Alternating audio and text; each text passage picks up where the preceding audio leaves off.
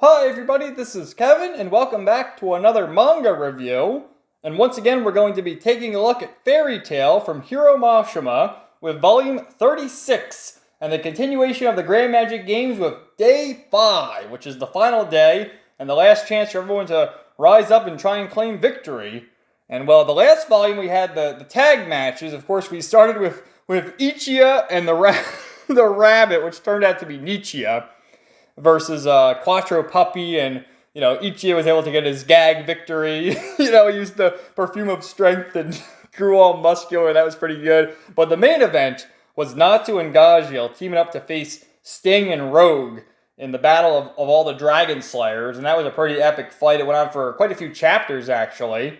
But of course, Natsu was able to prevail, and like the first half of the fight, Natsu and Gajiel were just letting Sting and Rogue do whatever they wanted to assess their abilities, and it became clear that Natsu and Gajiel are much stronger. And then Natsu sent Gajiel on his way, put him on like this mine cart, and sent him down into the abyss of the capital, of the Colosseum. And we learned like where Gajiel went, because at the end there he saw the skeletons of all the dragons underground, and then he tells him about that. That makes more sense in this volume. But Natsu was able to defeat them single-handedly, and when it was all said and done, he's like, "Oh, let's fight again soon," in his usual tone. And then, holy shit, dude, the second half, we got an overload of fan service, man, from Urza's ass to all the babies in their bikinis at the pool. Oh, man, that was awesome. Now, we also got a little cameo from Gildarts on his adventures in a unknown village where he saved this lady, and then he saw on the Lacrima how well Fairy Tail was doing, and was so happy to see Kana scored all those points, and he was celebrating and destroyed the whole village. So that's cool. But let's get to this volume right here. We have an interesting cast of characters on the cover here. We have Rufus, of course, from Sabretooth, Gray, Natsu, Loki, of course, Lucy's celestial spirit, Yukino, who's now part of the military, and then this woman up here, who we learn in this volume is Princess Hisui, the daughter of the King of Yuri. So some interesting stuff right there. So it starts with Jalal, who actually came across that cloaked person, and he thought it was Zareth. It had some sort of magical connection to Zareth, and he was able to figure out who it is. We're still in the dark about it right now, but we'll learn soon enough. And he's telling Merity and Ultir about it, and they're saying, you can't believe such a story. What is going on? And they reveal the door will change the world, the eclipse, and the Dragon King Festival. Wow, Fairy Tail Chapter 100. Look at that right there, man. But, so Arcadios, he's the guy who's been plotting about the eclipse thing for this whole arc, and he needs the Celestial Wizards to open the eclipse gate. And, well, Yukino has the 2 keys, and Lucy has 10 keys, and they need the 12 Zodiac keys to open the gate, and that's all going on. Here's the leaderboard for the final day. Fairy Tail miraculously in the lead, Sabretooth in second, just by a point. Remember, Natsu got that extra point because Sting gave up on day 2. Mermaid Heel will tie for third with Lania Scale, Boo Pegasus in fifth, and then does Quattro Puppy have a chance? I don't think so. But for the final event, it's going to be like a all-out brawl. Every member is going to compete in a battle royal, and essentially there's a team leader who no one knows but the team, obviously. And if you defeat the team leader, you get 5 points. If you defeat the other people, you get 1 point. And last man standing, add up all the points, and that's the winner. So, back at the Sabretooth Inn here, Ziema is scolding Sting and Rogue, asking them, what the fuck? What is going on? You've embarrassed us for the last time. And he starts beating the crap out of them, just to punish them, because we saw he expelled Yukino from the guild, and he even embarrassed her by making her strip her clothes before that, in front of everybody. And he keeps beating down Sting and Rogue, and then Lecter says, come on, Sting tried, I'm proud of him, come on, master. And Ziema says, who the fuck are you? And so Lecter says, I'm part of the guild, come on, I have the mark and everything. And he shows the mark. Of course, Happy and Pantaloy and all them have the mark as well, all the exceeds. And Ziema is completely furious, the fact that some cat has his guild mark, and so he's ready to kill him, and he does. Kaboom! And you see the horror in Sting's eyes there, and everyone else watching, and even Frosh. And he's gone. He kills Lecter. And poor Frosh is just crying. It's like, oh no! It's a blight having the mark of my guild on such a lowly... Oh, shut up, Sting! What have you done? What you've done is just... Shut your mouth! Quit whining over one stupid cat! And look at that in his rage, avenging his friend Lecter. Fucking blast a hole right through Ziema's chest. You see everyone watching. Oh my god. And that's that. He killed Ziema, the master, in his fit of rage. But you can't really blame him. Can't really blame him. So Gajo, making his way back from the dungeon there, says, you guys need to follow me, and we need to find out what's going on here. So we have this group of Natsu, Gajo, Wendy, Happy, Panther Lily, Carla, Gray, and Lucy all healed up, going down into the dungeon, and they find the skeletons of the dragons that came before them. And as they're doing this, so Wendy was given all these ancient spells from Porliuska, who is the Edalus version of Grandini, the dragon that raised Wendy.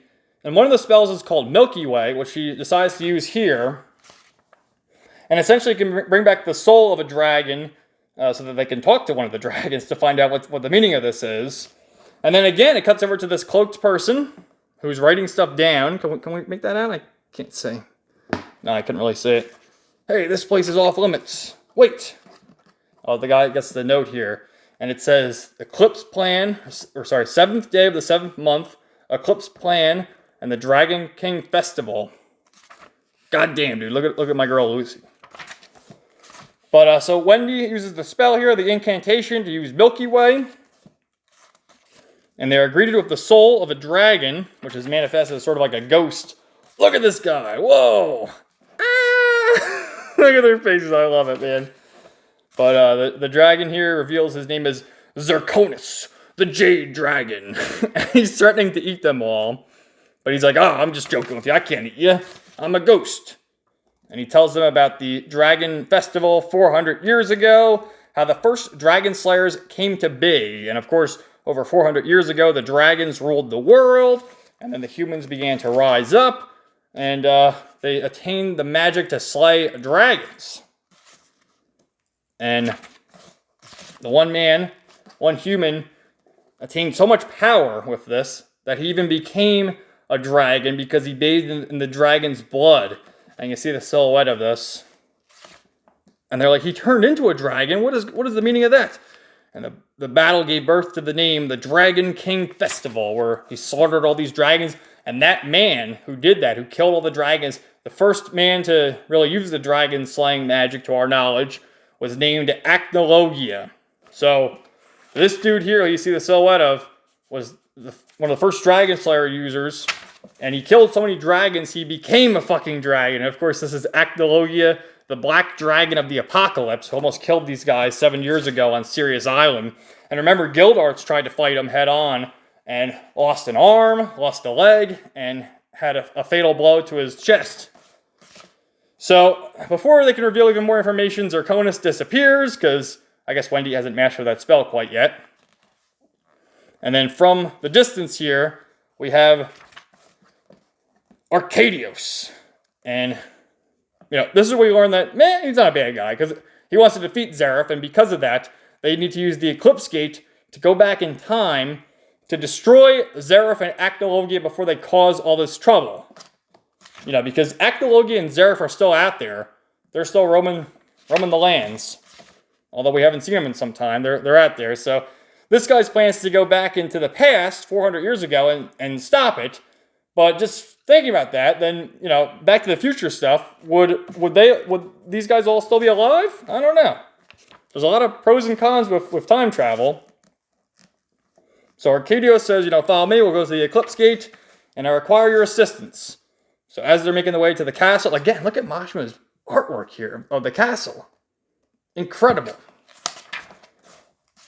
But here's the eclipse right there. They need the 12 zodiac keys. Of course, Lucy has the 10. Yukino has 2. And they're going to do that through the eclipse plan. So as they're talking about all their dastardly plans, we have a bunch of soldiers surround them all. And this guy, Darton, who has been at odds with Arcadios throughout the whole arc, and he's part of like the Minister of Defense or something. He's like, no, we can't have this. We're gonna Arrest you all! How dare you! And Natsu's furious because they want to take Lucy, because she's the celestial wizard. He's like, no, you can't take my friend Lucy, leave her alone, yeah! So, they agree to let everyone go, but they're taking Lucy and Yukino with them, and Arcadios. So, they're advised, Gajiel and Gray advised Natsu not to do anything. I know it is Lucy, but not to do anything against the royal government, right? So they go back home to talk to Makarov and say what's going on, and they have Natsu all tied up. No, I gotta go rescue her right now! Ah! All tied up. And he breaks free, but they decide they're gonna have a different plan here to rearrange the team and have two different teams. Of course, the 5 people competing in the games, and then a group to rescue Lucy. So, poor Lucy, I got her like patting in there. No, let me out of here! Aww. Despite that, like, Yukino's feeling down on herself, and Lucy's like, oh, don't feel down, we'll get out of here soon enough. Trying to be all cheerful. And this is what we learn about Yukino's past here, how she's always been in the dust. She had an older sister named Sorino, and she says, I managed to fail in anything I tried, and my parents would become angry at me, but my sister would always protect me. It isn't Yukino's fault. She was so nice and pretty. I loved my sister more than anything. But one day, members of a cult worshipping Zerif murdered my parents and holed my sister away. The best I could do is escape with my life. So she feels all this guilt and feels the need to use the Eclipse Project to atone for her sins of, her parents dying, and not her fault, but her parents dying and her sister being taken away years ago. I wonder if we'll ever see her again. But anyway, they have their new resolve. And everyone's getting ready for the final day here. We have Mato is the guest announcer for day 5. And our boy here has his new toupee. There's all the teams. Quattro Puppy, Blue Pegasus, Lamia Scale, Mermaid Heel, and Sabretooth with Minerva there. And then finally, and they mention this too, like, huh? Those cats are always cheering. One's missing. Oh, just Frosh by himself. But yeah, Lecter's gone. But, I may skip over the text, but there was an ultimatum there with Minerva where actually she revealed that she used her magic before that Ziema could and was able to transport Lecter away and has a proposition. So Lecter's not really dead, but has a proposition. If Sabretooth wins, she'll give Lecter back. So Lecter is still alive. A lot of fake out deaths in here, but it's all good. And then the Fairy Tail group here. Oh, yeah, we have, with the change, Juvia subbed in for Natsu, but look at them. Front and center, we got Urza, we got Gray, Loxus, Gajiel, and Juvia. Hell yeah, man. I love Urza's outfit, too. So, and then Makarov, he's got, Natsu's group going to rescue Lucy. And in that group, we have the Exceeds, Happy, Carla, and Panther Lily, Natsu, Wendy, and Mira Jane getting some action. So, there's their disguises. They're like, oh, we have to disguise ourselves to sneak in there. Yeah, good luck with that. So, this is where the game begins. I think I mentioned this earlier in the review, but basically, you have a team leader who, if you defeat them, you get 5 points. If you defeat the other players, you get 1 point. And whoever has the most points wins. So, let's go. Yeah! And as everyone's out trying to get some points, Fairy Tail is just standing here strolling, not moving. And they keep questioning what is going on with that because, they have some people teaming up in pairs, like you have Toby and Yuka teaming up in a pair with a numbers game. Blue Pegasus, the three dudes there teaming up and doing quite well. And then, Jorah doesn't need to team up, neither does Leon because they're so strong. And some good stuff. So Bacchus gets eliminated by Leon, so that proves how strong Leon is, huh? Anyway. So they're continuing to do their battles, and Mavis is known as the Fairy Tactician. She's a master strategist, and she briefed them on their plan all night, to prepare for this battle, and says, launch Operation Fairy Stars! And they all leave now, and they all have their opponents that they want to face. You already know that from the foreshadowing. Of course, Gray and Rufus, Loxus and Olga, Urza and Minerva and Kagura. Gajiel and Rogue, and then, you'll see with Juvia. So anyway. So Mira is able to disguise herself as a guard to get him in there. And then we get the first appearance of Princess Hisui, who you see on the cover there. She's the daughter of the king. And they're all doing their battle. And all sorts of good stuff. So, yeah, Rufus does his attack that he did early on in the series, and they were able to prepare, not early on in the series, but early on in the arc. And Mavis says, you know, once he launches the attack, you have 2 seconds to dodge it, which they all do. And Urza takes out Jenny pretty easily.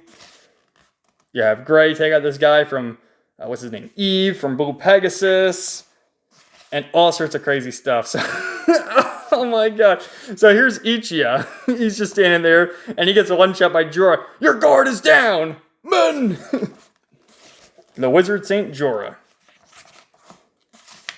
So, Natsu and the gang make their way to rescue Lucy and Yukino, and him using his magic is able to just break the bars. You would think they have like enchanted bars so that this stuff doesn't happen, but it doesn't.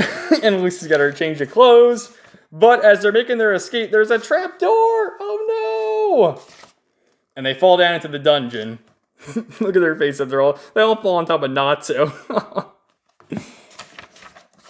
And as they're down there, it turns out that Hisui was able to concoct this trap for them and says, you will not leave here, it's your punishment.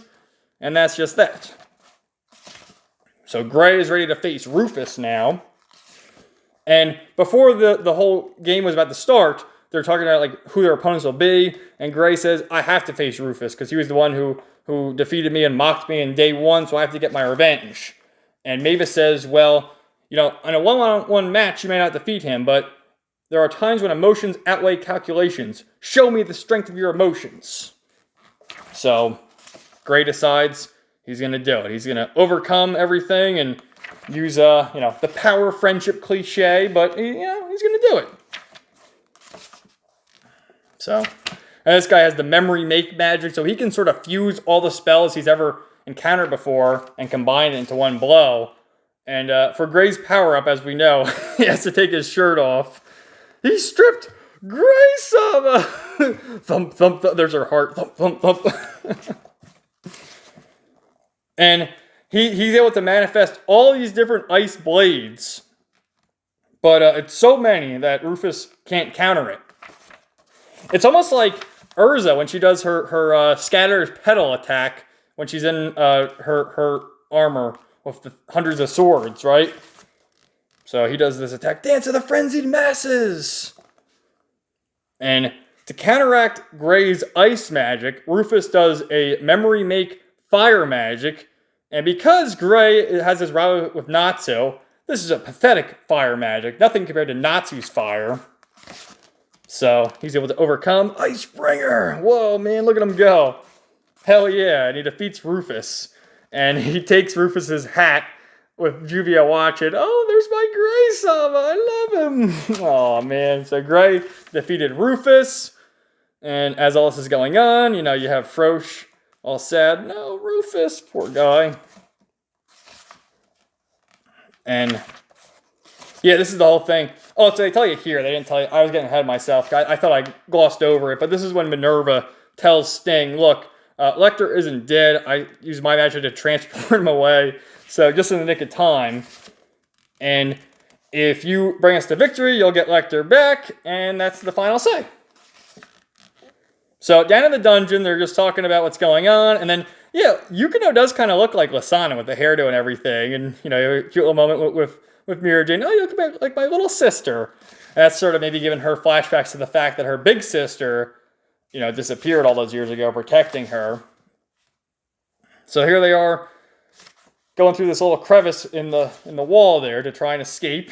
They're making a joke at Lucy. It's so tight because, you know, how big her tits are.